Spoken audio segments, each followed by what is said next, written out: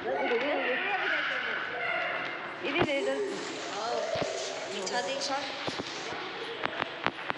কোথায় যাচ্ছ তুমি?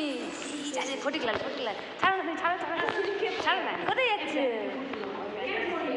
ছাড়ো, তুমি ছাড়ো না, ছাড়ো। আমার ছবি চলে এসছে অন্ত।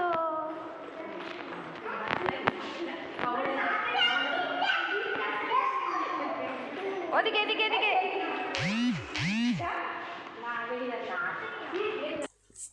চলো চলে এলাম দিদির বাড়িতে। আজকে করব পিৎজা পার্টি আর আছে চিকেন কাবাব, অনেক কিছুই করা হবে। তা তোমরা দেখতে থাকো, সঙ্গে থাকো, সাথে থাকো। নিয়ে চলে এলাম পিৎজার ব্রেড। এইবারে ঘরেই রান্না হবে পিৎজাটা। আর এদিকে আমার জামাইবাবু রেডি করে নিচ্ছে কাবাবের সব কিছু। এটা পিৎজার জন্য কেটে নিচ্ছি ছোটো ছোটো পিস করে।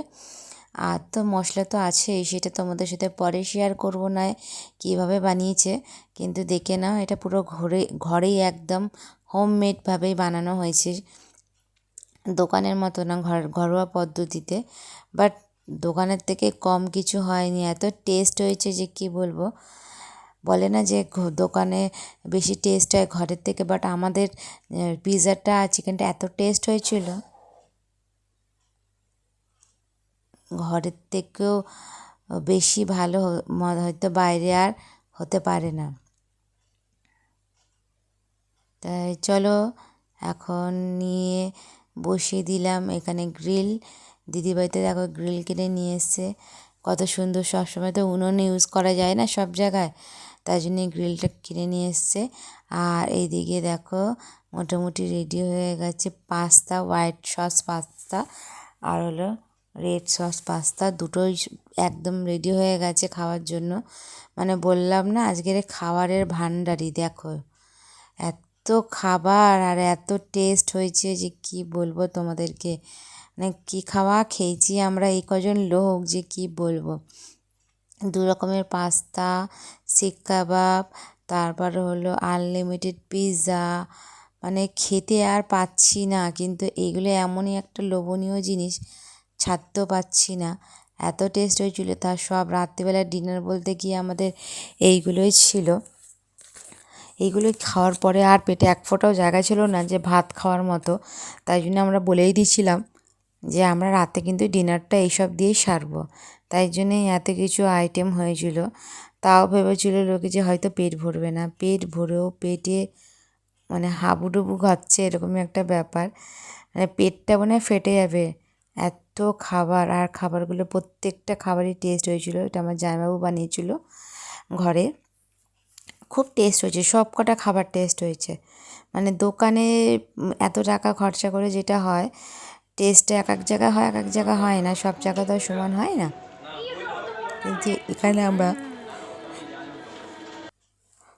ঘরে বানিয়েছি, এত টেস্ট হয়েছে কি বলবো। আর এখানে দেখো এই স্যালাড, সব রকমের সব পেঁয়াজ, ক্যাপসিকাম, বিট দিয়ে স্যালাড। এই কাবাবটাকে দিয়ে খেতে হেভি লাগে, স্যালাড দিয়ে কাবাব দিয়ে খেতে। তা দেখো চিকেন কাবাবটা কেমন হয়েছে রেডিমেড উনুনে। আমাদের রেডিমেড উনুন ঘরে, দিদিদের ঘরে জায়গা নেই, মানে এমনি অরিজিনাল উনুন জ্বালানোর জন্য। ওই জন্য দিদি বলেছে যে আমাদের ঘরে জ্বালানোর জন্য ও রেডিমেড উনুন নিয়ে এসেছে। এর মধ্যে রেডিমেড উনুন বলতে সব কিছুই ওকে, মানে শুধু নিচটায় গুল দিয়ে ধরিয়ে দিতে হবে, উপরে জাল থাকবে, জালের উপর বসিয়ে দিতে হবে, আর কিছুই না। উনুন যেরকম গুলে চলে এটাও সেরকম গুলেই চলে, কোনো ইলেকট্রিক সিস্টেম না, রেডিমেড বলবো না আমি। তাই দিকে তখন চাটনিটা রেডি হয়ে গেছে। তা এটা হলো পুদিনা, লেবু আর ধনিয়া পাতা দিয়ে চাটনিটা। এইটা হলো চিকেনটা দিয়ে খেতে খুব ভালো লাগে। আর আমার ছেলে তো পিৎজা পেয়েছে মানে বিশাল ব্যাপার, ও তো পিৎজা খেতে, পিৎজা না সব কিছুই খেতে ভালোবাসে। এখনকার বাচ্চারা হলো যা ভালো মতোই জানো, বাইরের জিনিস খেতে ওরা খুবই পছন্দ করে। তা পিৎজা নিয়ে আমার সাথে দেখো মারপিট করছে যে দেখো পিৎজা, তুমিও পিৎজা খাচ্ছ আমি পিৎজা খাচ্ছি বলে আর দেখাচ্ছে। আমি বললাম যে কেমন হয়েছে, বলছে খুব ভালো হয়েছে। আর সত্যি খুব ভালো হয়েছিল খেতে। তা চলো এবারে আমরা খাওয়া দাওয়া করে নিই। খেতে খেতে সত্যিই ওই দিনকার হাঁপিয়ে গেছিলাম। এত কিছু খাওয়া যায় একসাথে বলো, তোমরাই বলো। আর পিৎজাটা যে প্রসেসটা কী করে বানালো সেইটা তোমাদের সাথে পরে শেয়ার করব। এখন আমরা পিৎজাটা বানিয়ে দিয়েছে ঘরে, ব্রেড তো দেখলেই অনলাইন থেকে কিনে নিয়ে এসেছি, ওই ব্রেড আর ঘরে যে মশলাটা থাকে ওই মশলাটা দিয়েছে, পিৎজার মশলা যা যা দিতে হয় সেগুলো দিয়েছে। তাই সেগুলো তো আমি দেখিনি, আমি জানিও না, যখন দেখবো আর যখন বানাচ্ছে সেই ভিডিওটা করেও তোমাদের সাথে শেয়ার করব। তা চলো আমরা খাওয়া দাওয়া করে নিই, খেতে খেতেই তোমাদের সাথে শেয়ার করছি দেখো যে পিৎজাটা কেমন হয়েছে। তা তোমরা আবার বলো না যে সবসময় খাই খাই মানে ফটো বা ভিডিও ছাড়ে, তা তোমাদের সাথে শেয়ার করি, কারণ হলো তোমরা আমার বন্ধু তাই। আর ভিডিওটা ভালো লাগলে লাইক কমেন্ট শেয়ার করে দিও সবাইকে।